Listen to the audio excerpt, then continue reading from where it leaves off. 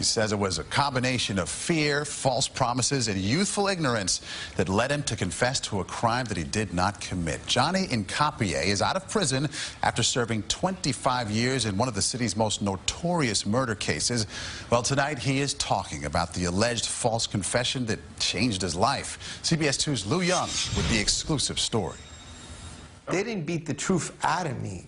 They beat a false, coerced story into me. In his first sit-down interview after being released from prison, Johnny Hincapie tries to explain the videotaped confession that helped put him behind bars for 25 years. I thought it was more like being a witness to a crime. It was 1990, one of the bloodiest years in city history. The brutal murder of tourist Brian Watkins, killed in the subway while defending his family from a pack of teens, shook the city to its core. You're slime! Suspects were rounded up. Detectives took Hincapie from his home in Queens the next day. They took me with them. They told my mother that I didn't need an attorney. In the taped confession, the 18-year-old admits to being on the platform when Watkins was killed. Did Emilio have his box cutter out? Yes, he did. And what was said? He went behind a guy, tapped him on the shoulder, and said, "Give me your money." If he wasn't there, I wanted to know why he confessed. Why did you do that? What did you think it would get you?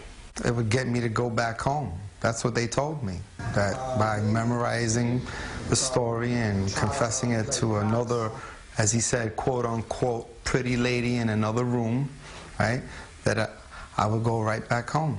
And I believed him. He says one detective was physically persuasive. He pulled my hair.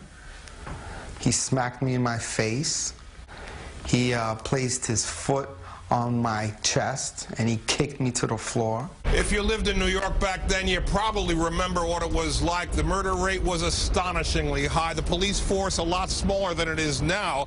And the long-term solutions to those problems were just beginning to come into play. People, though, were out of patience. A high-profile crime like this required quick action. People said, just do anything to bring crime down. Get it done. Decades into Hincapie's sentence, though, a bombshell. 3 witnesses say he was never at the scene of the crime. Conviction overturned. Finally today, God has given us our son back. And the son, officially out on bail, awaits a decision on whether he'll be retried for murder. We asked Police Commissioner Bill Bratton if there are plans to investigate the way Hincapie was interrogated back then. We'll let the appeal go forward. He has his recollection of what occurred. If there is another trial, the events leading up to the alleged false confession will be a central part of the case.